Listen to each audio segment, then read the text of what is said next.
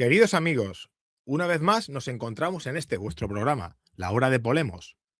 Esta vez vamos a tratar la segunda parte de El Leviatán y el Imperio Dormido. La verdad que la última vez fue bastante emocionante la conversación. Tratamos temas que en el canal nunca se habían tratado. Y nuestro amigo Pablo Dávoli, la verdad que nos abordó con su retórica bien aplicada. Esta vez vamos a seguir con esta segunda parte donde trataremos temas de un aspecto bastante particular. Origen de la usura, del liberalismo, de la democracia y también de la masonería. Entonces, no quiero dejar escapar perder más tiempo aquí. Vamos a pasar ya directamente a tratar la entrevista con nuestro amigo Pablo Dávoli. Para el que no estuvo en la charla anterior, decir que Pablo Dávoli es de Argentina, es profesor universitario, a su vez es abogado y es escritor, que tiene unos cuantos libros publicados. Nosotros hasta el momento le hemos publicado 3, pero no descartamos en breve sacar 2 o 3 más. ¿Quién sabe? Queridos amigos, una vez más, bienvenidos a La Hora de Polemos.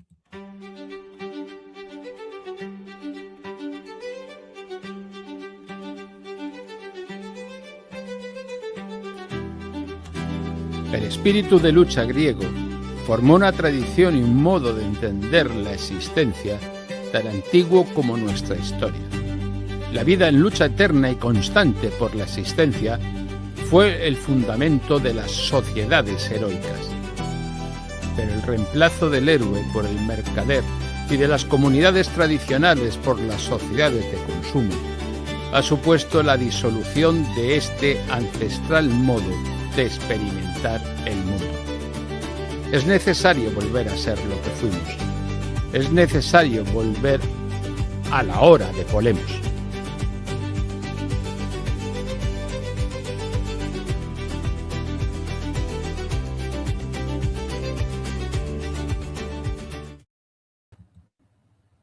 Amigo Pablo, qué bueno tenerte de nuevo por aquí.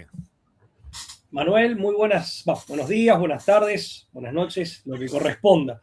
Muchas gracias. Para mí es un placer estar aquí nuevamente contigo y con toda la exquisita audiencia y muy numerosa audiencia que sé que tienes. Sí, la verdad que el canal está creciendo muy rápido y por supuesto no es gracias a mí, sino gracias a vosotros, que sois los que ponéis la guinda en el pastel, ¿no? Como se suele decir. Bueno, en cualquier caso, muchas gracias por haberme invitado nuevamente y espero hacer una contribución que resulte lo más satisfactoria posible. No lo ponemos en duda, ni mucho menos, no lo ponemos en duda. Para recordar un poco a nuestros oyentes quién eres tú, quién eres tú ya lo saben, porque lo he dicho previamente, pero para que vean los libros que has publicado con nosotros, ¿vale? Ya lo dijimos en su momento, se publicó este libro, el primero, en la época de la famosa pandemia.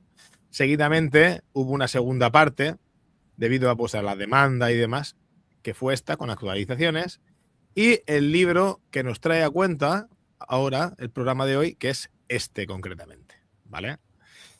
Entonces vamos a ir directamente al grano, porque como ya hay una introducción previa, que realmente es el programa anterior, no vamos a dejar a la gente aquí con charlatanería por nuestra parte de colegueo, cuando realmente la gente lo que quiere es desmembrar el engranaje este que estamos tejiendo, ¿no? Con estos programas. Muy bien, Me parece Pablo. muy bien. Yo me atengo al periplo de comentarios o al periplo de tópicos que vos marques. Que vos demarques, yo lo voy a seguir gustoso. Muy bien. Pues nada, voy a empezar con una lectura aquí de tu libro para dar paso pues a lo que es la primera pregunta de la entrevista. Y dice lo siguiente. Estas son palabras tuyas, Pablo. Volvamos ahora al origen de la tragedia que nos ocupa. En oscuros recintos de la mágica Albion comenzó a montarse una monstruosa infraestructura ideológico-doctrinaria que generó una ponzoñosa atmósfera anímico-espiritual, la cual a su vez cuajó en enfermizas y aberrantes convenciones sociales, prácticas grupales y rituales sectarios. Me gustaría, Pablo, en esta tesitura que ahora nos vamos a meter en lo que es la Gran Bretaña, concretamente más Inglaterra que Gran Bretaña, para ser más precisos, me gustaría que nos hablaras del poco conocido movimiento Lollardo y la revolución del siglo XVI que llevó a la dictadura de Cromwell y el puritanismo calvinista de base usurocrática. O sea, ya con la primera pregunta atinamos bastante fuerte. Sí, son como 3 episodios diferentes, ¿no? Están conectados entre sí, son sucesivos, pero son diferentes. Correcto. Bien. Bueno, respecto del movimiento... Muchas gracias. Respecto del movimiento Lollardo, es un movimiento reformador o reformista, religioso, del siglo XIV, ¿sí? El fundador y el principal exponente de este movimiento religioso reformador fue John Wycliffe, que en castellano se suele castellanizar, se escribe de diferentes maneras en inglés, a veces con I latina, a veces con Y en la primera sílaba, pero en castellano, a menos de consignarse con I latina, suele decirse y suele escribirse Wycliffe, con E. Pero bueno, lo concreto es que Wycliffe era un teólogo y traductor. Esto es muy importante, toda la cuestión atinente a las traducciones de los textos sagrados de la Biblia, ¿no? Aprovecho para hacer un paréntesis, porque aparte creo que te va a interesar y le va a interesar a tu público. Aún no lo he leído, pero he adquirido recientemente este libro, para mostrar cuán importante es el tema. Voy a hacer una cosa, porque como quieres mostrar el libro, un segundo, así se va a ver mejor. Bueno, este libro de reciente aparición está editado en Uruguay, en la República Oriental del Uruguay, aquí al lado de mi país. Se llama Estado Premasotérico del Pentateuco según el Targum Neófiti, en donde lo que hace el libro es enseñar, poner de manifiesto una traducción que ha hecho un filólogo, un traductor de la Biblia español, entiendo que ya fallecido, Alejandro Díez Macho, y la compilación, la introducción y las notas son de un sacerdote y teólogo de aquí, de Sudamérica, que es Horacio Bojorge Cervetti. Pero bueno, ¿por qué digo esto y por qué lo traigo a colación? Porque concretamente lo que pone de manifiesto es el Targum Neófiti, ¿sí? Que viene de España, después estuvo en Italia, en los archivos del Vaticano, que sería la traducción correcta del Pentateuco, es decir, de los 5 primeros libros de la Biblia, pero en particular me detengo aquí o me focalizo en el Génesis, que es el primero de los libros bíblicos, de los textos sagrados bíblicos, porque de acuerdo con la traducción correcta, que es la que, según la tesis del libro, ha hecho Díez Macho, este autor español, la Santísima Trinidad aparece muchísimo más claramente, mucho más explícitamente y aparece todo el tiempo, sistemáticamente, en el libro del Génesis. Y no queda acotada la expresión o la manifestación de la Santísima Trinidad al famoso hagamos, en primera persona del plural, al hombre a nuestra imagen y semejanza, sino que todo el tiempo aparece la Santísima Trinidad, ¿no? Con los roles diferenciados y el diálogo interno de Dios entre Dios Padre, Dios Hijo y Dios Espíritu Santo. Bueno, ¿por qué me detengo en esto? Por la importancia, para poner de manifiesto la importancia de las traducciones de los libros sagrados, ¿sí? En el caso de John Wycliffe, era un inglés de origen judío, ¿sí? Que se había dedicado en la Universidad de Oxford a formarse como traductor de la Biblia, de los textos sagrados, y también como teólogo, a formarse como teólogo. Es un hombre que vivió entre el año 1324 y 1384, es decir, vivió 60 años, y este hombre se pone a la cabeza de este movimiento reformista. Básicamente, ¿qué planteaban? Bueno, en primer lugar, dentro de todas las reformas que eran, desde luego, desde la perspectiva del cristianismo tradicional, completamente heréticas, ¿sí? O esencialmente heréticas, planteaban la negación del sacerdocio, y por lo tanto la negación de la estructuración vertical de la Iglesia Católica. Planteaban la negación de los sacramentos, pero en particular negaban el fenómeno de la transustanciación en la Eucaristía, que forma parte del misterio central del catolicismo, ¿no? O sea, como misterio ritual, como ritual mistérico, si se quiere, o misterio ritualizado, está hacia la centralidad o al centro de la vida de la tradición cristiana católica, y negaban también esta estructuración eclesiástica proponiendo una suerte de asambleísmo. También negaban la libertad humana. Esto es muy interesante, entendida como libre albedrío. O sea, lo que hay aquí, digamos, es, si se quiere, un anticipo de varias de las tesis que después se van a replicar en la doctrina de Martín Lutero y de sus seguidores, ¿sí? En realidad, Wycliffe es considerado un anticipo de Juan Hus, que fue un reformador previo a Lutero de Bohemia, podríamos decir checo, ¿sí? Germánico, pero checo, y un antecesor de Lutero, ¿sí? Pero además va a ser la principal fuente de inspiración de William Tyndale, que es el autor de una Biblia publicada en 1526, que en realidad fue introducida subrepticiamente en Inglaterra. William Tyndale es el autor de una Biblia de 1526 que va a dar lugar a la famosa Biblia anglicana del rey Jacobo, ¿no? Que se iba a publicar después en 1611.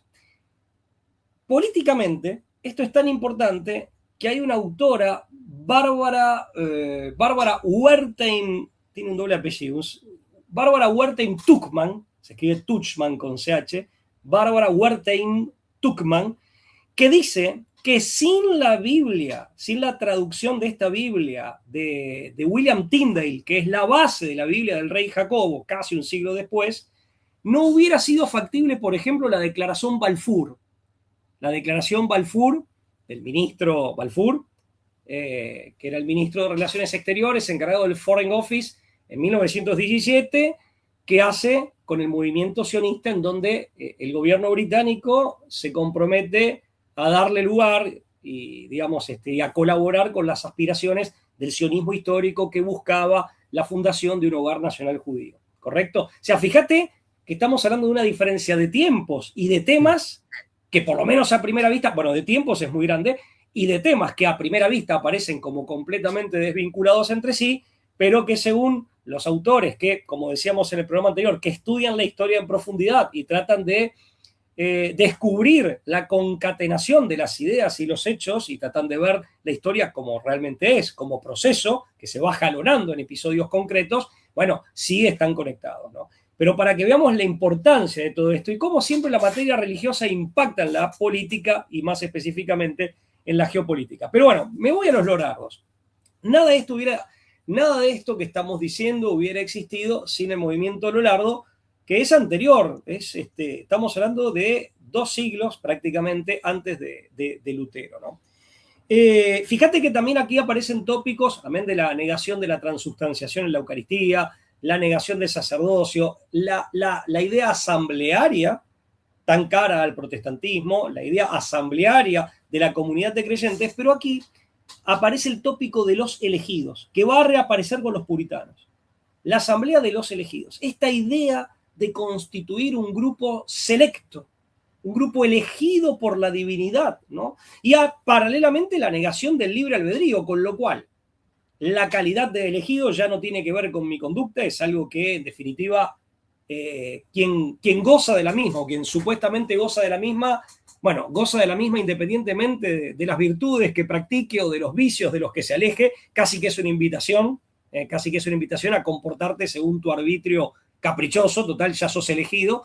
Y esta idea también, por contraposición, de que si vos sos el elegido, los otros no lo son. Y si no lo son, porque Dios no los ha querido, no lo ha querido, y también no los ha querido, por algo será. ¿Sí? Es como que Dios sabrá. También está mucho de esto de que se va, va a estar presente en otras corrientes protestantes que surjan con posterioridad, lógicamente, a partir de Lutero, 2 siglos más tarde, esta idea muy presente en el calvinismo y en el puritanismo, que es calvinista, de que si Dios te eligió, Él sabe por qué, y no lo podés cambiar, hagas lo que hagas, y si no te eligió, Él sabrá por qué también. O sea, esta suerte de concepción o de noción voluntarista respecto de la divinidad, que después se va a trasladar al hombre, al derecho, a los regímenes políticos, es decir, la voluntad, en este caso la voluntad de Dios, sobre la razón de Dios.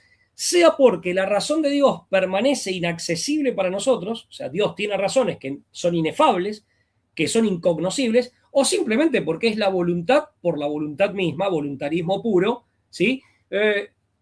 que no requiere de razones. Y si Dios se comporta de ese modo, de pronto los elegidos, los supuestamente elegidos por ese mismo Dios, también podrían comportarse del mismo modo. Es decir, simplemente como se les antoje. Total, esa calidad de elección, en definitiva, es un reflejo de la calidad divina de ese Dios, que tiene también esta buena dosis de lo que por lo menos a primera vista luce o aparece como una enorme arbitrariedad. Pero bueno, este tópico de ser el elegido está. Y fíjate que a lo largo de la modernidad, con un ropaje religioso o con un ropaje laico, secular, pero esta idea de representar una suerte de elección superior, ¿sí?, va a aparecer todo el tiempo. Va a aparecer todo el tiempo. Desde ya que el movimiento Lolardo encarnó un anticatolicismo muy combativo, ¿no?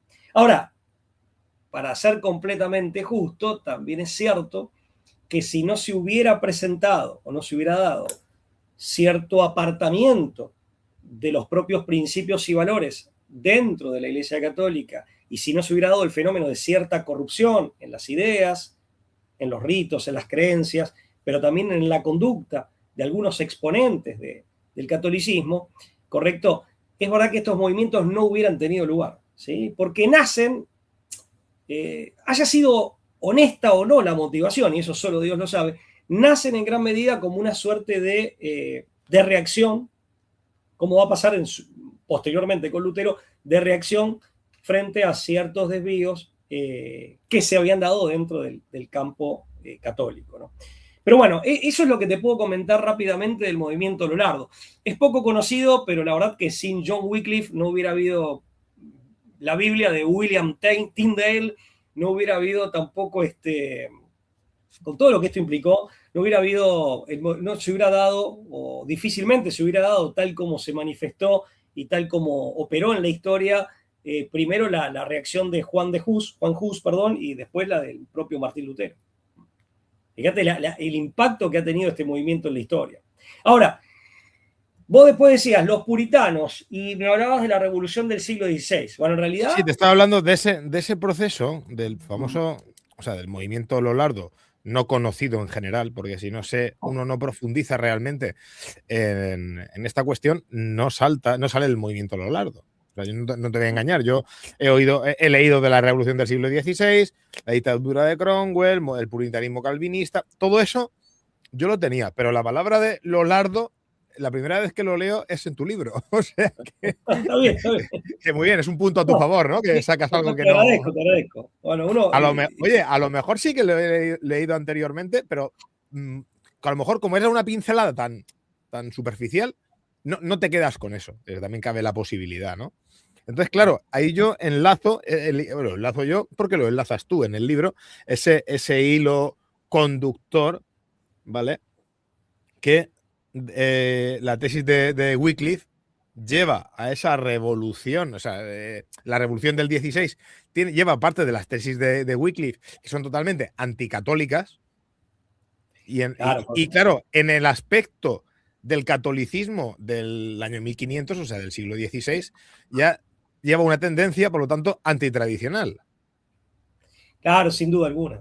Claro. Sí. Anticipa la primera gran revolución de la modernidad, dentro de esa mega o macro revolución que ha sido la modernidad, anticipa la primera de ellas, que es la reforma protestante, ¿no? Como revolución religiosa, pero que hunde sus raíces o sus antecedentes se remontan como mínimo a Wycliffe y a un fenómeno que es inglés.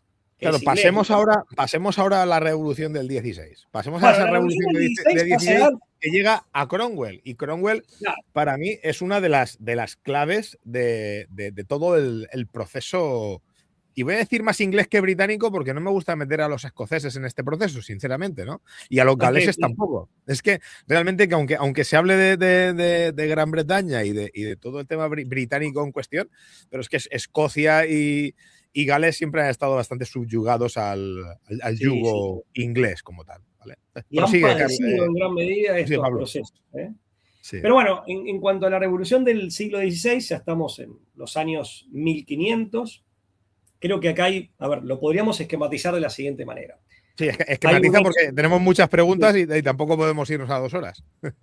Claramente. Hay un hecho central que es la ruptura de digamos, la ruptura de Inglaterra con Roma, ¿no? De la corona inglesa, la ruptura de Enrique VIII con el papado, con Roma y el salirse, la fundación de la Iglesia anglicana, del anglicanismo, y el salirse de la Iglesia católica. Es interesante porque ciertamente que de las viejas provincias o de los dominios que habían sido provincias del Imperio Romano, Inglaterra es el único que realmente se va de aquello que había quedado como, digamos, como una nueva versión de la romanidad, que era la catolicidad, que es el catolicismo. Ese es un dato que no es menor, ¿no? Para leerlo así en clave teológica, religiosa, pero también geopolítica. O sea, es la única de las viejas provincias romanas que se va de un orden que seguía siendo de otra manera, pero que seguía siendo romano y se seguía remontando a Roma, más allá de su corazón cristiano tradicional. Y hay una ruptura de tradición, efectivamente. Ahora, todo esto tiene una preparación. En parte la preparación es el movimiento Lollardo desde el punto de vista ideológico, por así decir, y la Biblia de William Tyndale. Pero además a William Tyndale hay que citarlo aquí, porque William Tyndale escribe un libro que se llamó The Obedience of a Christian Man, la obediencia de un hombre cristiano, que le da argumentos teológicos y jurídicos a Enrique VIII para poder romper con Roma, para desconocer la autoridad papal. Pero esto es mucho más que desconocer la autoridad papal, es salirse del catolicismo, es salirse de la Iglesia Católica, que en términos teológicos es salirse del cuerpo místico, ¿sí? No es simplemente como quien se desafilia de una organización humana, ¿correcto? Y fundar una iglesia paralela. Los argumentos vertidos por Tyndale en ese libro le sirvieron a Enrique VIII para hacerlo, ¿no? O sea, eso por un lado. Por otra parte, si vamos a la consecuencia o las consecuencias inmediatas de este hecho central, se da la confiscación de los bienes de la iglesia en Inglaterra, ¿sí? Y acá ya no solo en Inglaterra, ya podemos empezar a hablar en un sentido más amplio británico, ¿correcto? Esta ha sido una de las confiscaciones más grandes de la historia y sin ningún lugar a dudas la más grande de la historia, no solo de la Gran Bretaña, sino del Reino Unido, de Gran Bretaña y Irlanda del Norte, que como tal va a tardar hasta 1701 en aparecer, ¿sí? Pero para tomar un marco de referencia. Y esto dio lugar a, como mínimo, 3 fenómenos. Esta mega confiscación, esta decisión del rey con la confiscación que fue su consecuencia inmediata. En primer lugar, lo voy a decir así, es la sustitución de la vieja aristocracia, de origen feudal inglesa, por una nueva élite de carácter oligárquico que vino a ocupar su lugar, que se adueñó de esas tierras, que tomó los bienes que eran objeto de culto y los sometió a usura, y que se ha dedicado desde ese momento, me atrevería a decir que hasta el presente, y si no hasta el presente, hasta no hace mucho, a la rapiña, a la explotación sin ningún escrúpulo y sin ningún pudor, a veces sin ningún disimulo, y a la usura. Esto de tomar cálices, fundirlos, para someter o afectar ese oro producto de la fundición de un cáliz, de un objeto sagrado, a usura, nos dice todo, representa simbólicamente lo que antes no tenía valor económico, porque el oro, si querés lo vemos en términos wagnerianos, el oro puede ser representativo de lo más noble, fijémonos en el oro del Ring, en Wagner, pero también en manos equivocadas el oro es la base del poder, es fuente de corrupción, y eso también está en Tolkien, y la base de poder de aquellas almas que se han corrompido y se han pervertido, ¿sí? El oro. Bueno, por eso un poco esto que hacía Wagner todo el tiempo del juego, el oro del Ring, según en manos de quienes estaban y por qué no debía estar en la figura de Gollum en Tolkien. En Tolkien, clarísimo, clarísimo. Y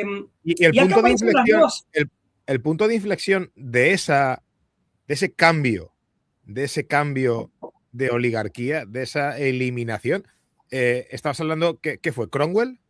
No, sí, Cromwell Thomas. Cromwell Thomas, que era el tío abuelo. El tío abuelo de Oliver Cromwell. Oliver Cromwell, ya estamos en el otro siglo, en el 17. Sí, La correcto. dictadura, famosa dictadura, tristemente célebre, de Oliver Cromwell es de 1653 a 1659, ¿sí? De hecho, él muere en el 58, si no me recuerdo. O sea, pero es en el otro siglo, mediados del siglo XVII. Estás Pero hablando el del tío abuelo. es Thomas Cromwell, que es el verdadero creador. Es un sujeto interesantísimo. Vivió entre 1485 y 1540, que es el verdadero creador de lo que hoy conocemos como MI5. O sea, es el primero que crea una policía secreta como órgano del Estado que se dedicaba a perseguir católicos y que practicaba sistemáticamente y se especializa en practicar la infiltración, sobre todo de las bases clericales, ¿sí? La infiltración y también el espionaje y también la tortura, ¿eh? Y también la tortura. O sea, esto ya Thomas Cromwell, conde de Essex. En ese sentido, ese hombre era un vanguardista. Bueno, se anticipa a lo que va a ser la dictadura iba por de su delante. sobrino nieto. Claro, Sí, no, sí. Thomas Cromwell, me refiero que Thomas Cromwell, que en ese momento crear lo que era un servicio secreto en el siglo XVI, eso es Mira, era, no me quiero era un fuera de tanto, serie en tal sentido, vamos.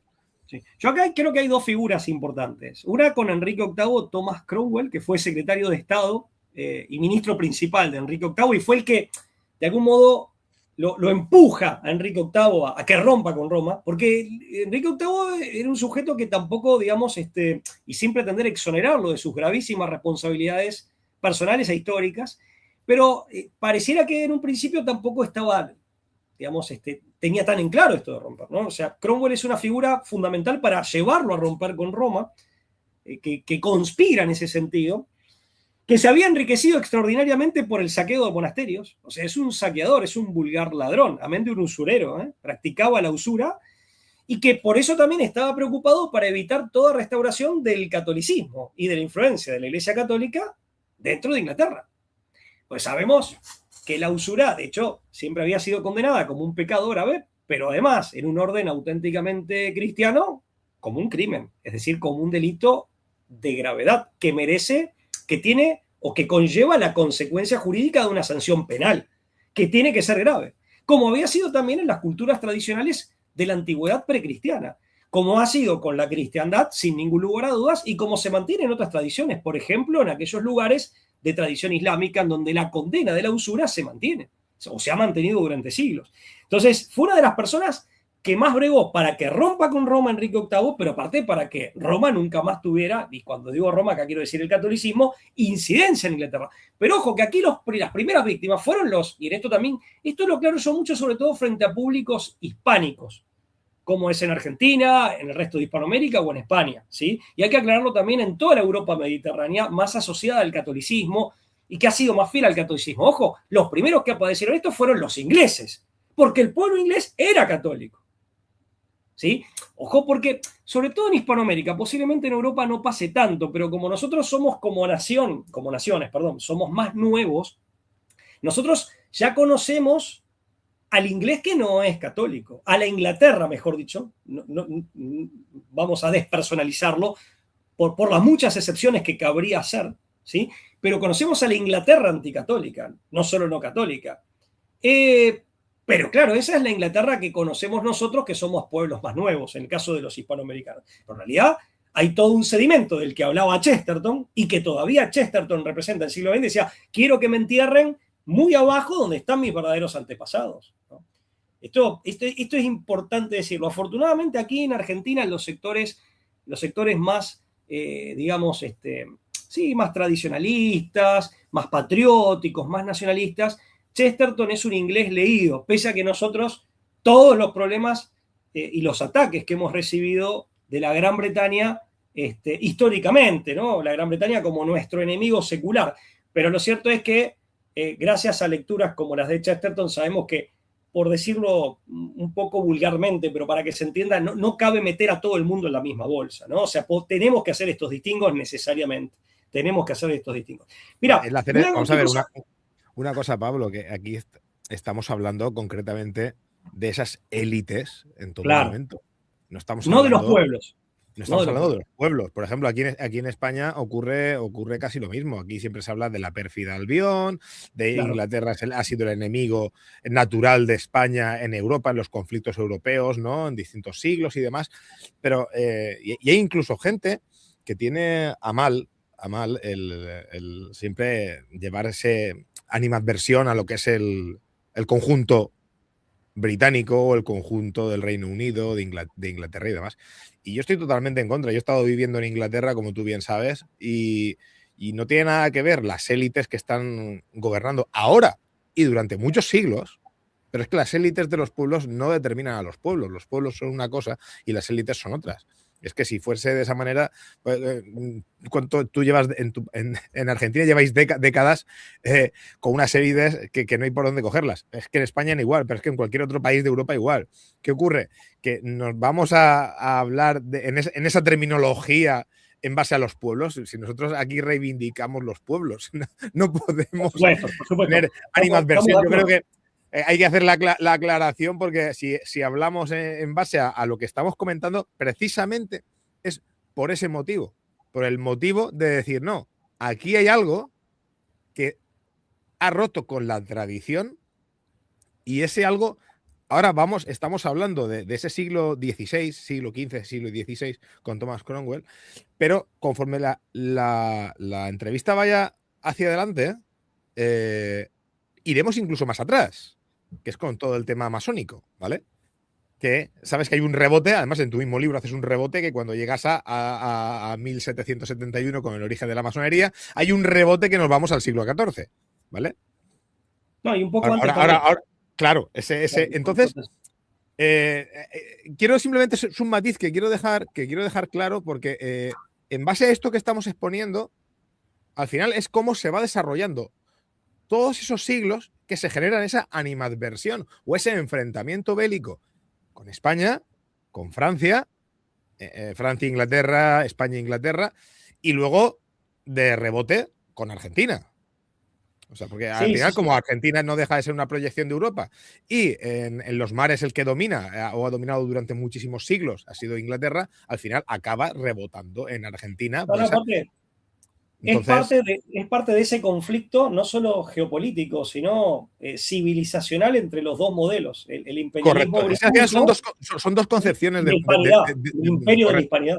Sí, sí. Bueno, que no es solamente la estructura geopolítica, es un proyecto civilizacional con un espíritu, ¿sí? Entonces, sí, tal cual, estoy de acuerdo. Es más, permíteme decir esto. Respecto, o sea, así como en el siglo XVI y después el XVII, con Oliver Cromwell en el XVII, los católicos ingleses, que eran la mayoría, ¿sí? Que eran la mayoría y que eran, sobre todo, del pueblo llano, son víctimas de algo que tal vez hoy sería categorizado como un genocidio en su propia tierra, ¿sí? También hay que decir que hoy los ingleses de a pie y los británicos de a pie en general son víctimas de esta misma élite que en muchos casos, en gran parte de sus exponentes, de sus miembros, ni siquiera son auténticos anglosajones y son víctimas del multiculturalismo, que ha hecho, por ejemplo, bueno, vos viviste en Inglaterra, que si uno va, no sé, a Londres, lo que es propiamente inglés, e incluso más ampliamente lo que es propiamente británico, está reflejado en piezas de museos y en edificios, pero no en, digamos, en la ciudad viva, no en la gente. O sea, los principales impulsores del proyecto de ingeniería social multiculturalista en el propio Reino Unido es esta misma élite, en desmedro de los pueblos que componen el Reino Unido. Son escoceses, galeses, ingleses y norirlandeses, ¿no? Sí, o sea que está bien el distingo, está bien el distingo y creo que es correcto que lo hagamos. Una cosa es la enemiga secular de la hispanidad de España y de Argentina y podemos acotar, porque parte tienen nombre y apellido. Hay sujetos contemporáneos e históricos que los podemos identificar y otra cosa es hablar de los pueblos, de los pueblos y del pueblo llano. Bueno, el otro, te comentaba que... Prosigue, lo que estábamos. Te comentaba que Thomas Cromwell, el sobrino, se casó con la hija de un usurero genovés, ¿sí? Y este sobrino de Cromwell, que se casa con la hija de un usurero genovés, van a ser los abuelos de Oliver Cromwell. Por eso, en realidad, bueno, yo dije abuelo, sería el bisabuelo, el tío bisabuelo de Oliver Cromwell es Thomas Cromwell. Thomas Cromwell es el creador de lo que finalmente va a terminar formalizándose con el paso del tiempo, institucionalizándose como MI5, como el primer servicio de inteligencia formal y profesionalizado del mundo. Y vinculado a la actividad de inteligencia hay otro personaje un poquitín posterior, es una generación más joven, si bien llegaron a ser contemporáneos, al menos durante un tiempo, que es John Dee. John Dee fue la mano derecha de una de las hijas de Enrique VIII, que es Isabel I. 007. Claro, claro, porque el personaje de John Dee es el que inspiró a Ian Fleming para hacerla, que aparte había sido agregado de inteligencia en la embajada británica en Moscú, en la época de la revolución bolchevique. Bueno, el personaje James Bond que crea Ian Fleming está inspirado en John Dee. Sí, claro. Sí. El alquimista, que también era alquimista. Era alquimista, cabalista, sí, y era un gran prestidigitador. Era un gran prestidigitador, cultor de artes ocultas, y sobre todo era un cabalista, ¿no? Fue astrólogo, medium y mago, oficiaba como tal, o pretendía oficiar como mago de Isabel I. De joven se infiltró entre los colaboradores del obispo de Londres, de Monseñor Edmund Bonner, que era el lugarteniente de María I. Y María I, merece párrafo aparte, reina después de Enrique VIII, sí, pero antes de su medio hermana, que era Isabel I. María I era hija de Enrique VIII y de Catalina de Aragón. Y de Catalina de Aragón. O sea que era nieta de los reyes católicos. Y es la que intenta la restauración católica en Inglaterra. Finalmente María I muere. John Dee se infiltra justamente siendo joven en el grupo de colaboradores del obispo Bonner, porque el obispo Bonner era lugarteniente de María I, en esta tarea de restauración del catolicismo, ¿correcto? Que de acuerdo con la versión anticatólica fue, de acuerdo con esa versión muy sangrienta, y de ahí viene la nota de color, el famoso Bloody Mary, ¿sí? Que es el famoso trago. Sí, bueno, sí. Porque desde la historiografía, digamos, contraria al catolicismo, bueno, se le achacaba, que había sido sangrienta y demás. Bueno, pero lo que hacía este hombre, que había estado en Europa Oriental previamente, estuvo en el centro, en Europa Central también, formándose en estas artes ocultas, es, según los testimonios de la época, hacer todo tipo de maleficios contra María I. Después escoge astrológicamente el día en el que tenía que asumir Isabel I, que era la hija de Enrique VIII, por eso era medio hermana de María, era la hija de Enrique VIII, pero con Ana Bolena, ¿no? O sea, acá hay todo cómo se mezclan las cuestiones de alcoba con las cuestiones políticas. Y John Dee fue el autor de Monas Hieroglífica, que es el marco ideológico, y esto acá cito a Francis Yates. Ahí lo tienes. Ahí tenemos a 007. Claro, John Dee, el famoso que tenía el Black Mirror, el famoso, como la serie, el famoso espejo negro, que supuestamente le permitió oficiar de medium y conectarse con espíritus humanos y no humanos, ¿correcto? Para adivinar el futuro o conocer cosas ocultas. Pero lo cierto es que el libro Monas Hieroglífica brinda, y esto lo dice Francis Yates, no es que lo dice cualquiera, brindó el marco ideológico para amalgamar, estoy siendo casi textual, amalgamar y conjugar lujura, codicia, magia e imperialismo. Esto lo agrego con mis palabras, porque, y ahora sí voy a hacer la cita textual, Dee aportó la filosofía ocultista de la era isabelina. O sea, John Dee aporta, y cito textual a Yates, la filosofía ocultista de la era isabelina, ¿sí? Hay toda una suerte de ambiente, de atmósfera, de clima, de ocultismo que rodea a toda la era isabelina y que le pone la impronta política desde algo que ya es suprapolítico, que es metapolítico, ¿sí? A toda esa era. Pero bueno, yo me quedé, te dije, confiscación de tierras, nueva clase alta, nueva élite. Aquí aparecen los Cavendish, los Cecil, los Howard, los Russell, los Gresham y una cincuentena más de familias que son conocidas hasta el día de hoy como parte de esa oligarquía, con la pompa de una nobleza que en el fondo no es tal. con la complicidad de algunos viejos nobles, eso es cierto. La segunda consecuencia es la expulsión y la ruina de gran parte de las familias campesinas, que van a migrar a las ciudades, que van a ser con el tiempo sus descendientes, a menos de que se van a corromper, es gente que antes tenía su vida, por así decir, ordenada y arreglada, ¿sí? Y gente que va a terminar alimentando los suburbios de las ciudades, que va a ser la mano de obra del crecimiento industrial británico a partir de la revolución industrial, de la primera y de la segunda, y que van a conformar ese proletariado que se ve, digamos, no sé, por ejemplo, un hombre como Sarmiento en Argentina, presidente del siglo XIX, un intelectual muy cuestionado, muy polémico. Yo soy un gran crítico de Sarmiento, pero es el proletariado vil, dice Sarmiento, cuando viaja por primera vez a Inglaterra, que era un hombre muy anglófilo, cuando él lo ve dice, vi las masas viles, cretinizadas. Bueno, ese proletariado son los descendientes de estos campesinos que antes vivían al amparo dentro de los dominios rurales de los conventos y de otras organizaciones católicas, y que vivían al amparo de esos monasterios o de esas organizaciones católicas, que van a quedar desplazados y desclasados, y sus descendientes van a ser esas masas suburbanas proletarizadas, ¿no? Que también vio Marx, ¿sí? Pero bueno, eso con el correr del tiempo. Es lo que nos cuenta en gran medida la novela Oliver Twist. Es lo que nos muestra también sus descendientes, ¿no? Lo que nos muestra también la serie Peaky Blinders, ¿sí? Que se hizo tan famosa. El otro punto que quiero destacar es que es un golpe casi mortal al catolicismo en Inglaterra, que se da acá, un golpe casi mortal. Y digo casi porque finalmente el catolicismo vivió como en zonas de resistencia, en ambientes muy pequeños, muy reducidos, y ha sobrevivido hasta hoy.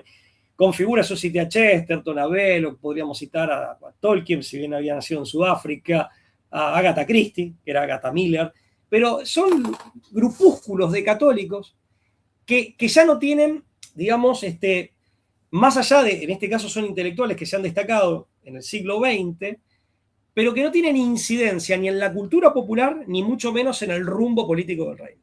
Quedan marginalizados completamente. Y el catolicismo en Inglaterra quedó reducido a eso, con exponentes que realmente, yo citaba nombres recién muy célebres, pero que son resistencias individuales o de pequeños grupos, como los Inklings en Oxford entre los años 30 y 60. Son grupos muy pequeños de la población que no inciden, insisto, ni en las tendencias de la cultura británica, ni han quedado ajenos al manejo político del propio país.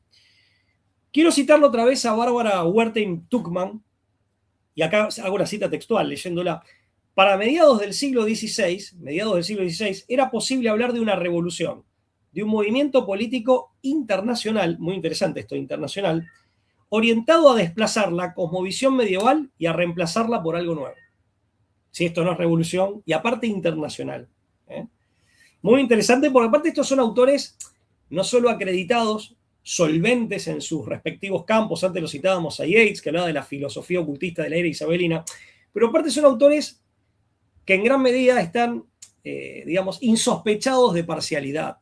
O sea, de parcialidad, perdón, porque no sé si me expresé bien, de parcialidad. El puritanismo viene a ser como, si se me permite la expresión, la fresa o la frutilla del postre de todo este proceso.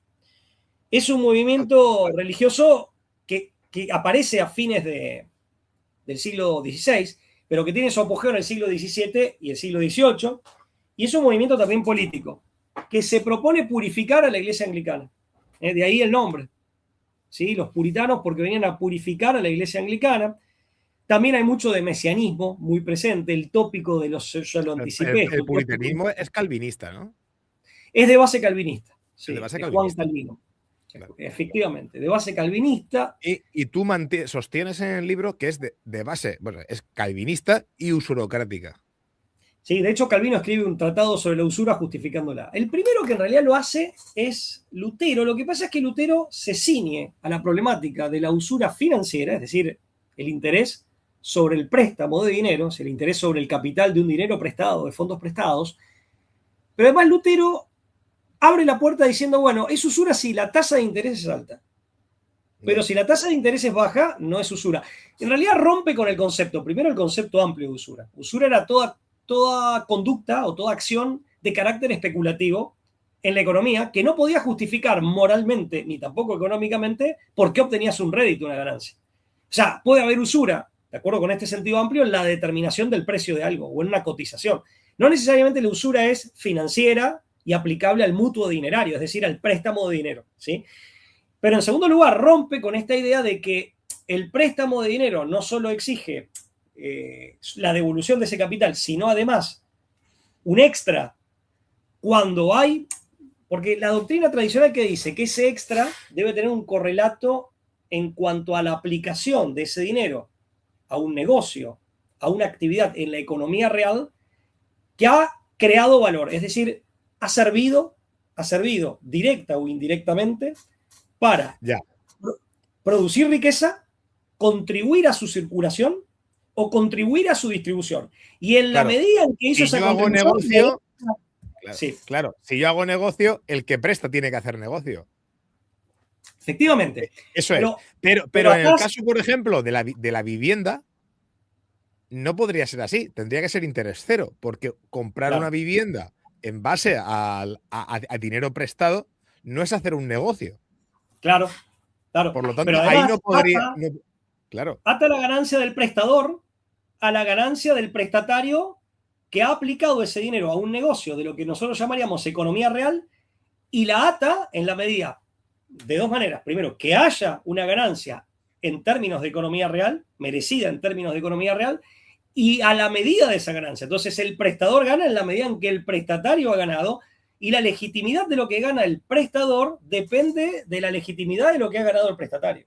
Porque, en definitiva, yo merezco renta porque de algún modo, directo o indirecto, he contribuido a crear riqueza, es decir, a producir, o a hacerla circular, es decir, al final, la aportación de ese capital es como entrar en sociedad. O sea, yo a ti te aporto un dinero y yo quiero a cambio de eso un 5% de rentabilidad de ese dinero como accionista temporal para el crecimiento de tu negocio. Pero también atarías el porcentaje, de acuerdo con la doctrina tradicional. Sí, he dicho un 5% por decir algo. Dicho, pues, ¿sabes? Claro, es un ejemplo. Lutero rompe con eso, rompe con el concepto amplio de usura al ceñirse solo la usura financiera, pero además rompe con el concepto de usura aún en lo financiero, porque convierte el problema de la usura en un problema de medición de la tasa de interés, y el problema es conceptual. Es decir, usted no tiene derecho a cobrar nada, no es justo que usted cobre nada, ni es económicamente positivo en el sentido de económicamente funcional que usted cobre nada si ese dinero se aplicó a un negocio de la economía real que nada ha contribuido a crear riqueza, a hacerla circular o a la correspondiente distribución, que son las tres fases de la economía, ¿sí? O sea, bueno, pero Lutero abre, por así decir, esta ventana, abre esta posibilidad, pero el que legitima abiertamente la usura es Calvino, que además viene, o sea, la habilitación moral, que es una gran, a ver, acá hay subversiones éticas profundas, porque es habilitar la conducta parasitaria de la economía. La actividad que es parasitaria de la economía, como si eso fuera, y eso acaba siendo economía, ¿no? Cuando en realidad. Claro, mira, aquí una pregunta que te quería hacer ahora era sobre eso. ¿Qué tipo de ética y moral se aplica en este modelo de economicismo social que se está hablando? Contextualizando un poco la época en la que se gestó y también tratando dicho modelo llegado a nuestros días. O sea, esa ética y esa moral, ¿vale? ¿Cómo se está aplicando dentro de ese economicismo? Porque no hay ninguna ética, ni ninguna ética. O sea, pero en el programa anterior hablamos, claro, a ver, en el programa anterior hablamos del desembrague, de la sucesión de desembragues que la modernidad implica en su despliegue, ¿no? O sea, la moral pierde su base religiosa y teológica, ¿sí? O sea, moral se despega de religión. La política con el maquiavelismo se despega de la moral.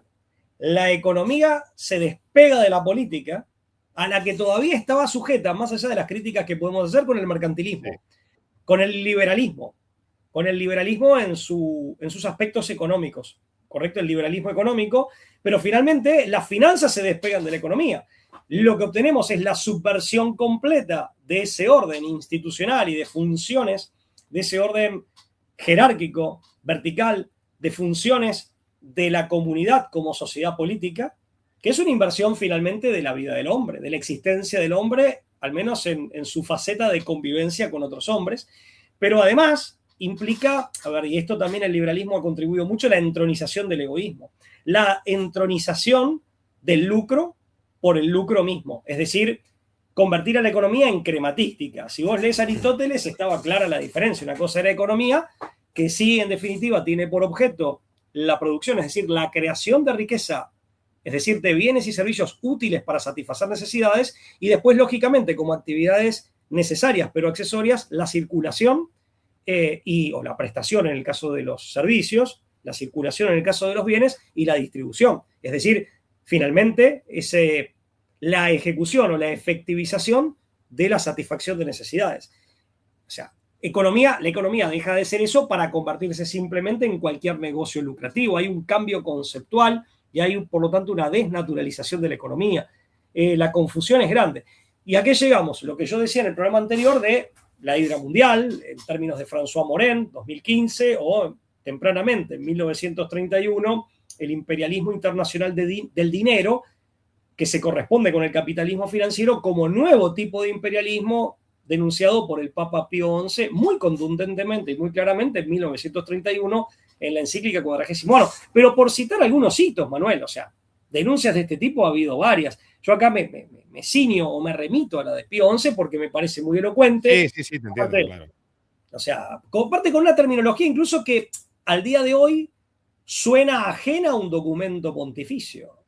También era una época en donde la corrección política no existía como tal y se hablaba de manera más clara y más descarnada al momento de hacer una denuncia, ¿no? Sí, o sea, no me lo imagino a Pío XI hablando de un capitalismo con rostro humano, por ejemplo, utilizando ese tipo de expresiones. O sea, claramente no encaja, creo que no encaja en la concepción, pero tampoco encaja terminológicamente, ¿no? Correcto. O sea, era un contexto diferente al actual, en donde hay limitaciones terminológicas y esto sería para otro programa, pero tal vez ciertos desvíos más grandes, más pequeños, según el caso, pero ciertos desvíos conceptuales, ¿no? Vale. Mira, antes de seguir, porque quiero tratar el tema del liberalismo, ¿vale? Sí, pero una cosa importante, perdón, te termino de los puritanos, ¿sí? Porque los puritanos plantean, sobre la base de las tesis heréticas de Calvino sí es del siglo XVI, sí es un hombre que dio entre 1509 y 1564. Pero sobre la base de las tesis heréticas de Calvino se propugnó el divorcio entre economía y moral, hablando de esos desembragues sucesivos, ¿sí? Este es uno. Sí, en base a la última pregunta que te he hecho, sí. Claro, la idea, Calvino va también contra la idea del precio justo. O sea, aquí aparece también, se anticipa este criterio liberal de que todo aquello que sea libremente, primero, que todo es vendible y todo tiene precio. Ya ahí hay un problema. Pero aparte de que todo lo que se acuerde libremente en el mercado... Aquí, me recuerda a cierto presidente de tu país, ¿eh? Bueno, sin ningún lugar a dudas, el presidente actual de Argentina es un exponente de estas ideas que desde luego yo juzgo completamente equivocadas, ¿sí? Por decirlo suavemente, ¿sí? Sí, bueno, pero él lo ha proclamado abiertamente, sí, claro. Sí, totalmente, por eso lo digo, que es público, sí. Prosigue. Sí. Bueno, la idea del justo precio y toda la doctrina del precio justo, medieval, sabemos que hasta figuras como Santo Tomás de Aquino, nada menos, siglo XIII se han dedicado a ella, pero no solo Santo Tomás de Aquino, de hecho la idea es previa, y sabemos que la neoescolástica española, la Universidad de Salamanca, también, hizo una suerte de actualización de estas ideas. Yo acá creo que hay autores, y algunos dicen falazmente, a mi modo de ver, que la neoescolástica española, anticipa a posiciones liberales. Esto es completamente falso, lo han dicho incluso autores muy liberales y autores católicos, que esa relación está mal hecha, ¿no? En realidad lo que hace la neoescolástica española es actualizar a tiempos modernos y un contexto económico muy diferente del medieval. Imagínate, en el esplendor del imperio hispánico o el imperio de las Españas, y en un contexto moderno, actualizar la noción de justiprecio, que no tiene que ver con el libre juego de oferta y demanda, ¿sí? O sea, hay que velar para que los precios y todas las relaciones humanas, entre ellas las económicas, y dentro de las económicas el elemento precio, sean justos. Y eso se mide conforme al principio de justicia aplicado a circunstancias concretas. Bueno, pero el puritanismo va contra la idea del precio justo, entiende que habilita la usura, pero además, y acá viene otra vez el tema que aparecía en los Lollardos, cree en esto de que hay hijos y enterados, por así decir, de Dios. Es decir, vuelve con esta idea de los elegidos. Los elegidos, que son aquellos que desde la eternidad Dios ha bendecido para que después de esta vida lleguen al cielo. Es decir, lleguen a la eterna beatitud. Son aquellos que Dios ha seleccionado, de acuerdo con la doctrina de Calvino, para salvarse, para salvar su alma. Y finalmente, después de la resurrección de los cuerpos, estar integralmente junto a Dios. Si hay bendecidos, hay malditos o maldecidos, o malditos, hay malditos. Si hay elegidos, están aquellos que han sido descartados. Esta es una decisión de Dios que, de acuerdo con la doctrina calvinista, y algo anticipamos en el programa anterior, no depende de nosotros, no podemos hacer nada al respecto, y es una decisión que Dios ha tomado, o por puro arbitrio, ¿sí? Ahí se ve claramente una concepción voluntarista que tiene un origen filosófico en hombres como Guillermo de Ockham, ¿sí? En el medioevo, pero fines del medioevo, por supuesto. Esa es una doctrina, digamos, que se desvía de la doctrina tradicional, ese voluntarismo que la modernidad después va a aplicar a reyes o va a aplicar a actores en general. El positivismo jurídico lo aplicará a los legisladores y el procedimiento que los constituyentes decidan para que sigan la legislación, pero siempre es voluntarismo, es voluntad, ¿sí? Antes que la razón. O son razones que Dios tiene que no las podemos conocer, o sea, que da lo mismo que estén o que no estén. Ahora bien, lo de Calvino, y esto sabemos que se dedicó Weber a este tema, lo de Calvino, ¿qué plantea? Es decir, si no podemos conocer, perdón, si Dios me eligió o no, o sea, y yo no puedo hacer nada para cambiarlo, me tengo que contentar, y lo único que puedo hacer al respecto es tratar de conocer. Si yo formo parte de los elegidos, o si estoy destinado, y fíjate qué angustiante que es esto, sin poder hacer nada al respecto, si estás destinado a la condenación eterna, ¿sí? Entonces, Calvino se focaliza en buscar una vía para lograr conocer cuál es tu estado de situación. Es decir, si Dios finalmente te ha elegido o te ha descartado. Insisto con esta idea, sin que nada puedas hacer al respecto, salvo conocer si Dios te ha convocado o te ha seleccionado para que formes parte de los elegidos. Y acá Calvino, haciendo algo que es muy común en las corrientes protestantes, que es una focalización en el Antiguo Testamento, cuando en rigor de verdad en la Biblia cristiana lo más importante es el Nuevo. Pero además una lectura, digamos, ¿cómo se hace desde la perspectiva tradicional la lectura del Antiguo Testamento en el cristianismo tradicional, a la luz del Nuevo Testamento? No es una lectura segmentada, apartada, separada, sino que el Antiguo Testamento tradicionalmente se había leído y aún se lee en clave tradicional a la luz del Nuevo Testamento. Solo así se lo puede interpretar bien, al menos según el cristianismo tradicional. Lo que hace Calvino, lo mismo van a hacer otras corrientes, otras vertientes del protestantismo, es una lectura focalizada en el Antiguo Testamento que prioriza al Antiguo Testamento, tiene una priorización veterotestamentaria, pero que además, o sea, ya no lo lee a la luz del Nuevo como clave interpretativa hermenéutica, sino por sí mismo y en sí mismo. Lo lee en sí mismo de manera apartada. Con esta priorización y una lectura literal. Si vos te pones a pensar, la teología católica es la que ha desarrollado los distintos métodos interpretativos que incluso se han utilizado en el derecho. ¿Por qué? Porque se sabe que ese conjunto de libros que integran la Biblia tienen distintos estilos o géneros literarios. Y aparte son de muy diversa época. Y aparte se han escrito en diversos idiomas. Entonces, sin desmedro de la unidad del libro. Entonces, la teología católica siempre trabajó en la elaboración de complejos sistemas de interpretación para saber cómo debe ser interpretado cada libro. Es un tema que es riquísimo y que aparte excede mis conocimientos, me quedo en la puerta de entrada. De hecho, toda la tarea científica de hermenéutica jurídica, ¿sí?, tiene base en ese ejercicio teológico hermenéutico, en Occidente por lo menos. Ahora bien, si vos vas a leer literalmente todo, bueno, las conclusiones a las que vas a arribar son muy diversas. ¿Y a qué conclusión llega leyendo la Biblia de este modo, con todos estos elementos que yo recién observaba o reseñaba? ¿A qué conclusión llega Calvino? De que vos sos de los elegidos si en esta vida te va bien. Es decir, Dios te elige porque se le ocurrió o porque se le ocurrió. Aquí en Argentina decimos un tanto, no es grosero, pero es un tanto vulgarmente porque se le cantó, ¿sí? Porque se le antojó, significa. O tendrá sus razones que para nosotros son incognoscibles. Lo cierto es que él, ¿cómo te indica que te ha elegido a ti, Manuel? Te ha elegido a ti, y esto es aplicable a pueblos enteros, según Calvino. Te ha elegido a ti porque en esta vida te va bien. Es decir, que la riqueza, pero también la buena salud, la belleza física, etcétera, pero ante todo la riqueza, la posesión de bienes materiales y su acumulación son un signo inequívoco, según Calvino, de que te cuentas entre los bendecidos por Dios. E indican como una suerte de anticipo de que te vas a salvar. Bueno, imagínate que esto qué significa. Yo te digo algo que, mira, yo tengo 50 años. En los años 90 estaba en la casa de mis padres. Yo era joven, muy joven. Y recuerdo en el comedor diario de la casa de mis padres, con quienes todavía vivía, yo tendría 20 años, estaba el televisor encendido. Y lo entrevistaban a Donald Trump. Un Donald Trump que también estaba 30 años más joven, ¿no? Él se había recuperado, ¿te acuerdas que él estuvo en quiebra y después se recompuso? Entonces lo entrevistan, era la época en que creo que estaba por inaugurar el famoso reality show que tuvo.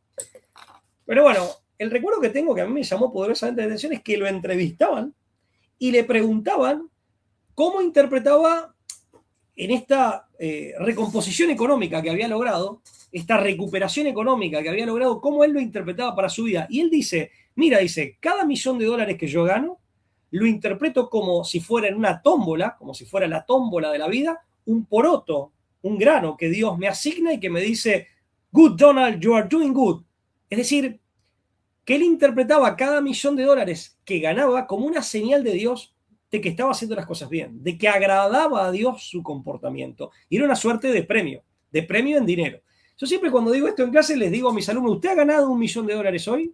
No, dice, bueno, eso significa que usted está haciendo las cosas mal y por eso Dios está enojado con usted. Y si lo llevo al extremo calvinista es que Dios nunca lo quiso. No es que no lo quiere ahora, no lo quiso nunca. Bueno, como Dios es eterno y está en la eternidad, lo de nunca ahora sí pierde sentido hacer todo tipo de conjeturas. Pero, ¿qué quiero decir con esto? Imagínate que aparte si alguien es pobre o está enfermo o padece una discapacidad, desde esta perspectiva no lo tienes que ayudar. Porque significa que Dios lo ha descartado. No tendría sentido ayudarlo, pero además sería contraponerse a la voluntad divina. ¿Correcto? O sea, correcto. No tendría sentido quererlo porque claramente ni Dios lo quiere. Entonces, casi que sería un acto se podría interpretar que hasta sería un acto de desafío de la voluntad divina. Esto es grave porque finalmente subvierte la virtud teologal de la caridad, que explota. Pero aparte, imagínate que hace estallar las relaciones humanas de los pueblos entre sí y dentro de cada pueblo, de los grupos más pequeños, las sociedades menores y de los individuos. En vez de regir el principio de caridad, que tiene una expresión laica, pero la podemos usar más allá de alguna que otra connotación laicista, que aquí yo la quito, porque eso es algo que vino después, pero sí, tiene expresiones más comunes y más laicas de solidaridad, en el sentido que nada está reñido con la caridad, que es mucho más profunda, pero en el sentido de hacerme cargo, al menos en parte, de lo que le sucede al otro. Ayudarlo, cooperar con el otro y ayudarlo eventualmente para que, bueno, para obtener su propio bien y que él haga lo mismo conmigo. De hecho, sabemos, está escrito en muchos libros de gente muy distinta y algunos de estos personajes muy polémicos, pero que en el origen de toda cultura que ha logrado elevarse, que ha logrado ser una gran cultura, siempre lo que se ha destacado es que los integrantes de ese pueblo o de ese conjunto de pueblos o de esa cultura, ¿correcto? O de ese conjunto étnico-cultural, es que sus integrantes han sido solidarios entre sí. Al final eso es el sentimiento de comunidad popular. Claro, pero incluso en términos biológicos. Yo siempre recuerdo Konrad Lorenz contra el darwinismo. Sí. A ver, mal puede explicar el darwinismo social, como pretende explicar el comportamiento de los hombres. Pero además, el darwinismo en sí tampoco explica bien el comportamiento de los animales. Desde una perspectiva bien de ciencia dura, etológica, de Konrad Lorenz, el autor austríaco, científico, austríaco-estadounidense, premio Nobel en el año 74, premio Nobel creo que era de fisiología, creo. Sí, porque él era el padre de la etología. Efectivamente, él dice que aquellos, en realidad, en la naturaleza animal, las relaciones que prevalecen y las que garantizan el éxito en términos de supervivencia son las de cooperación. Dentro de cada especie dentro de los grupos menores, en esa larga categorización de grupos menores, ¿sí? Que hay dentro de cada especie como categoría más amplia, pero también interespecie. Hay colaboración de los animales interespecie. Entonces, en realidad, la eficiencia en la supervivencia está dada por la colaboración. Por la colaboración, no por la competencia individualista como va a pretender el darwinismo. Yo digo el darwinismo en eso, y fíjate, el National Geographic, cuando hace, por citar una cadena importante, y aparte una editorial importante, pero por lo menos los productos televisivos que yo he visto, que no son muchos, lo admito, pero los que he visto de National Geographic por televisión, por ejemplo, te presentan animales que son feroces como grandes máquinas de matar. Eso es una barbaridad y un prejuicio que viene de la modernidad. El animal no es ninguna máquina. Es un ser orgánico, superior al vegetal, que también es un ser orgánico. Esa suerte de mecanicismo en la concepción es algo científicamente aberrante, ¿sí? Y nos confunde. No, el animal es igual que mucho menos de matar. No, pero igual que con los tiburones son malos y los delfines son buenos. Claro, igual con lo de matar. El animal puede ser feroz, pero no es malo. Claro. El animal puede ser feroz, como dices tú del tiburón. Eso yo lo he visto con mis propios ojos. Después, si las otras series o los otros contenidos replican este tipo de concepción, no lo sé y lo dejo aclarar. Pero lo que yo he visto me ha asustado. Pero bueno, ahí hay errores graves. Volviendo al tema del puritanismo, tiene un espíritu mesiánico, bueno, furibundamente anticatólico, es muy burgués, es muy clasista también. ¿Y dónde tuvo importancia? Tuvo importancia en Inglaterra, sí, porque culmina, vos lo asociabas con la revolución del siglo XVI, que es anterior, ¿sí? Pero termina con esa revolución y termina claramente con la dictadura de Cromwell. En realidad, hay autores, acá el argentino recientemente fallecido Federico Rivadeneira Carles, sí, dice que en realidad la revolución inglesa tiene dos fases. La primera es 1653 Cromwell a 1659, y la segunda es la de 1688, ¿sí? Con Guillermo de Orange, con John Churchill, antepasado que traiciona al rey Jacobo II, Jaime II, perdón, no Jacobo, Jaime, James II, ¿sí? Que era su jefe de armas, y Guillermo de Orange que traiciona a su suegro, ¿no? que sale de Holanda, de los Países Bajos. No, correcto, ¿no? correcto. Sí. Pero, y ahí está el dinero que después se paga con el Banco de Inglaterra. De financiadores que lo habían financiado Cromwell, como Menachem Ben Israel, banqueros de la época conocidos, ¿no? A Cromwell, a Oliver Cromwell, lo financiaron Antonio Fernández Carvajal, con H intermedia, Menachem Ben Israel, Jacob Sasportas y Jacob Ben Asabel. Bueno, parte del mismo dinero... Son todos apellidos, son apellidos bosquimanos, creo, ¿no? No, son apellidos, en realidad son apellidos prácticamente todos sefarditas, porque no, son bosquimanos. Familias, no estoy de acuerdo. Entendí la chanza, pero son apellidos sefarditas que eran familias de banqueros que habían estado en España previamente. Pasa que después de 1492 hay una migración de familias sefardíes o sefarditas a Países Bajos, Rotterdam, Ámsterdam, pero aquí es fundamentalmente... Pasa que estas eran familias, no eran cualquier familia, esto también hay que dejarlo debidamente claro. No eran eran familias de estas puntuales que estoy citando de banqueros, gente muy poderosa. Y fíjate que hasta ese momento Ámsterdam era el principal centro financiero, ¿no? de Europa. Después va a pasar a ser Londres. Con la fundación en 1694 del Banco de Inglaterra, ¿sí? Va a pasar a ser paulatinamente, va a pasar a ser Londres, ¿no? Ahí me estoy adelantando un poco la exposición. Pero bueno, esta no es que era una familia sefardita cualquiera, eran familias de banqueros, de gente muy adinerada, muy adinerada. Bueno, de hecho, la familia de Baruja Espinosa, fíjate vos, es interesante, Baruja Espinosa es en los Países Bajos, pero Espinosa es un apellido que viene de la península ibérica, era un apellido sefardí, ¿no? Sí. Son historias... Perdón, sí, dime. No, decía que se nos está echando el tiempo encima una vez más, ¿sabes? Porque tengo aquí un montón de preguntas para haber hecho en esta entrevista, pero no he podido hacer ninguna. Déjame cerrar con esto. El tema del puritanismo es importante, no solo por lo que pasó en Inglaterra. El tema del puritanismo es importante porque aporta las bases mismas de Estados Unidos. Claro. Es que, mira, no se puede entender Estados Unidos, por eso lo cité a Trump antes. Fíjate hasta el día de hoy, ¿eh? Claro. Claro. Y hay una frase dice el historiador y filósofo Georges, bueno, en realidad es francés, yo soy malísimo con el francés, así que se escribe Batault, perdón que lo diga así, seguramente en francés se pronuncia de otra manera, tal vez Bateau, pero bueno, Batault, sí, en 1900, que espero no haberle errado, y si le erré pido mis disculpas, en 1921 decía, cito textualmente, ¿no?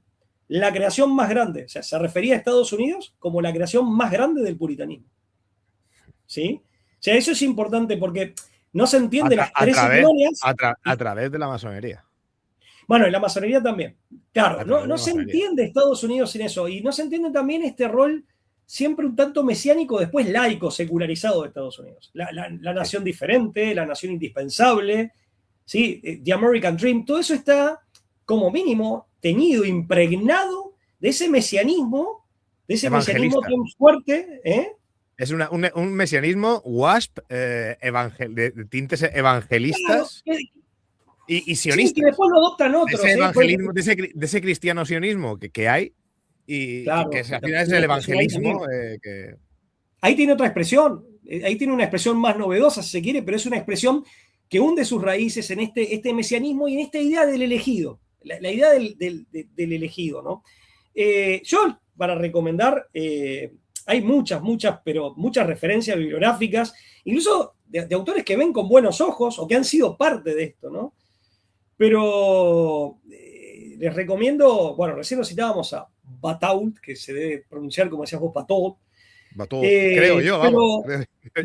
Recomiendo a Matthew Arnold, es un autor norteamericano, ¿sí? del siglo XIX, que aparte veía esto con buenos ojos, ¿no? Y formaba parte de esto. O sea, es interesante porque esto en Hispanoamérica, y calculo que en España les pasa lo mismo, nos genera una cierta perplejidad y no terminamos de dimensionarlo. No terminamos de dimensionarlo porque nosotros somos una expresión, o somos varias expresiones emparentadas,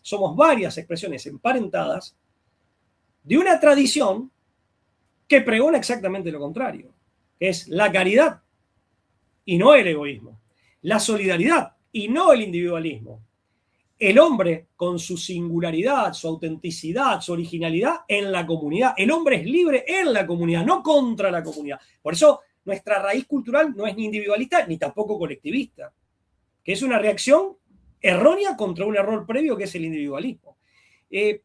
Nuestro sentido de trascendencia que no está asociado al bienestar en esta tierra. O sea, para nosotros sigue siendo como en la antigua Grecia.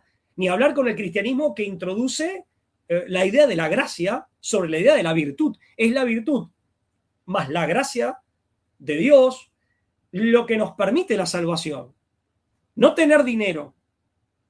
No lograr acumular dinero. Lograr acumular dinero en sí, per se no nos dice nada. Como mínimo hay que decir eso. ¿Sí? Y hasta hay una cierta desconfianza que proviene del Evangelio sin caer en ningún pobrismo, ¿no? Que nos previene decir, ojo, que eso puede generar la tentación de la codicia, que es un pecado capital. ¿Sí? Entonces, no significa, no se sataniza la riqueza, pero ojo con eso. Como hay que tener cuidado con otras cosas que per se no son malas, pero que pueden deformarse con facilidad o deformarnos y desviarnos con facilidad. Es que tú mira lo que estás diciendo, todo lo que vamos a ir terminando ya en la entrevista de hoy. Tú estás hablando en el siglo XVI y luego posteriormente en el XVII de unos conceptos que son la antípoda, por ejemplo, de los valores por los cuales se sacrificaba hasta la muerte un hombre de los tercios españoles. Por ejemplo, en los tercios era la honra, el honor, el deber. Y esa entrega a una causa más alta y más noble por la que daban su vida. Y no por el dinero. No por la plata, como decís vosotros, no. Era el honor y el deber lo que estaba por encima de todo. Y tú ahora mismo estás hablando aquí, llevamos aquí una hora hablando de unos valores que no son valores, realmente son antivalores. Claro.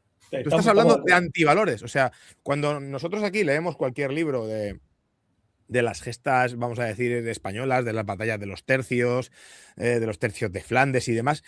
Estoy poniendo ese ejemplo, es un ejemplo, podría hablar de otras cosas y de otros países, ¿no? Pero es un ejemplo, ¿no?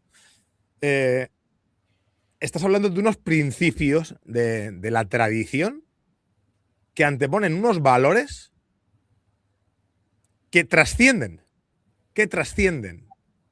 Y aquí, en cuanto hablas del puritanismo calvinista, de una base usurocrática, individualista y antitradicional, o sea, es una antípoda, es otra concepción de mundo que se instaura Es una inversión, en Inglaterra para enfrentarse. Es que al final parece, no me gusta ser maniqueísta, ¿no? Pero se entra en un dualismo maniqueo de dos concepciones que se enfrentan frontalmente, tienen un choque frontal, y es la materia y los antivalores frente a los valores y lo eterno. Lo eterno, me refiero a lo trascendental. Y bueno, a aquello que trasciende más que nada. Porque aquello que trasciende, el honor, es algo que trasciende. No estamos hablando meramente del concepto Dios, ¿no? Como tú lo estás explicando, ¿no? Pero es que aquello que es trascendental es el honor, es el deber, ¿no? La altivez del guerrero, el coraje, ¿verdad, Pablo? Sí, tiene que ver con la dignidad humana, y de ahí que nosotros seamos, en términos de esta antropóloga Abernethy, estadounidense del siglo XX, nosotros somos cultura de la vergüenza, no cultura de la culpa. El puritanismo introduce el reglamentarismo moral y la culpa. Hay varios, acá en Argentina decimos, tal vez en España también, en realidad nosotros les copiamos dichos a ustedes, pero bueno, no sé si será de origen español, o si es de creación propia. Hay mucha tela para cortar. Sí. La moral, ¿lo dicen en España también? Sí. Hay mucha tela para cortar. Nosotros lo hemos adoptado de ustedes, o lo hemos heredado de ustedes. Hay mucha tela para cortar. El puritanismo tiene ese reglamentarismo moral que es una moralidad, un código moral sin alma, muchas veces muy injusto, sofocante, por eso también genera reacciones de rebeldía, que jurídicamente se traduce en lo técnico del protocolo. Ese es otro problema de nuestra época, la reducción del ordenamiento jurídico del derecho a protocolo. Ese es un fenómeno también típicamente, si se quiere, o que reconoce esta raíz. El problema primero está en la doctrina ética. Pero además que se despreocupa de las consecuencias concretas y se despreocupa de la finalidad. La finalidad finalmente es el bien entendido como plenitud del hombre. Y esa plenitud no está en este mundo, sino que está en el otro. ¿Correcto? Por eso la necesidad de vivir de manera digna y honorable para poder de practicar la virtud y de recibir la gracia de Dios, para poder atravesar el umbral de la muerte finalmente, y en esto sí Heidegger tiene razón, estamos hechos para la muerte, pero en el sentido del paso necesario para llegar a la verdadera vida. Porque claramente, ahora, ¿qué pasa con la modernidad? Una manera de transmutar, una transmutación. Claro, efectivamente, pero porque la modernidad no tiene sentido de trascendencia. Y estas son las corrientes estructurantes de lo que llamamos modernidad. Se pierde el sentido de trascendencia, es inmanentista. No es que esté mal lo inmanente, lo que es cuestionable es el inmanentismo, en el sentido de la negación del sentido de trascendencia, en el sentido de la negación de mi percepción y de mi conocimiento y de mi compromiso con esas posibilidades de trascendencia, que son las que en definitiva me permiten explicar esta realidad en la que estoy hoy, cómo soy hoy, la naturaleza caída del hombre.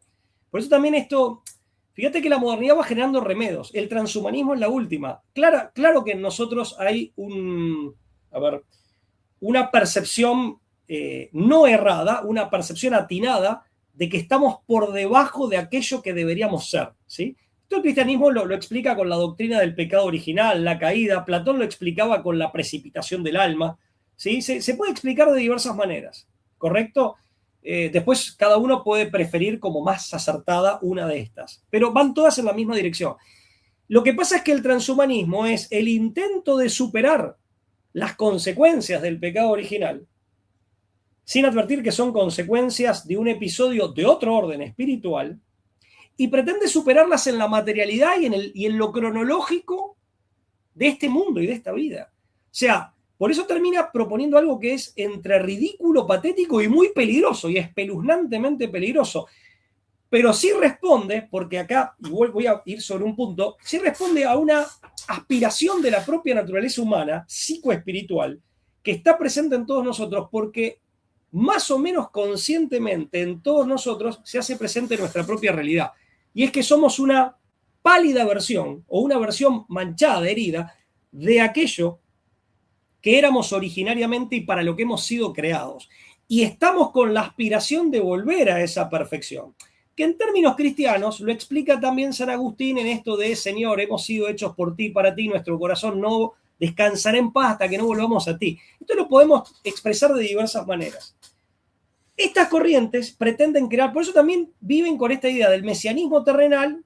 El padre Memil diría la carnalización de estos ideales, por así decir, y de estas concepciones, y viven con la idea de crear un paraíso en la tierra. ¿Y cuál es el principal paraíso? Algo que ya estaba en la cabeza de Descartes, de algunos de los padres fundadores de los Estados Unidos, de Founding Fathers, que estaba en la cabeza de Francis Bacon, que era eliminar la muerte y el dolor físico. Fíjate que todo lo resignifican en términos de materialidad y de cronología, de tiempo cronométrico, ¿sí?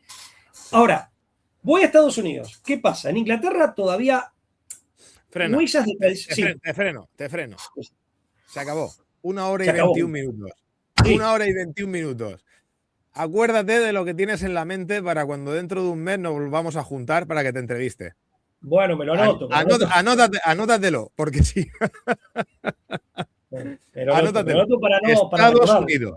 A ver, y ahora sí, porque tenía yo para preguntarte de la masonería y demás, y este programa nos hemos liado con el puritanismo y hemos hecho un programa exclusivamente del puritanismo, que está genial y me encanta, ¿vale? Pero tenemos que dar paso a cortar esto y el siguiente programa me tienes que comprometer a ser conciso y tratar unos temas que son para mí cruciales, ¿vale? Es empezar con Thomas Hobbes.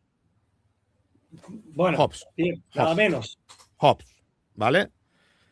Y la antropología de la idea hobbesiana que desemboca en el liberalismo. Pero algo sencillito. Quiero que continuemos con el Banco de Inglaterra y seguidamente pasemos a los vínculos de la banca y la masonería para la creación de las democracias liberales.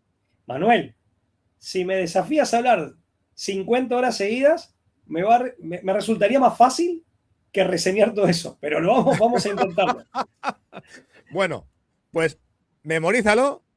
Dale. Tienes un mes, en un mes nos vemos otra vez por aquí. ¿Vale, Pablo? Ha sido un placer. Un abrazo. Cuídate mucho, amigo mío. Un fuerte abrazo.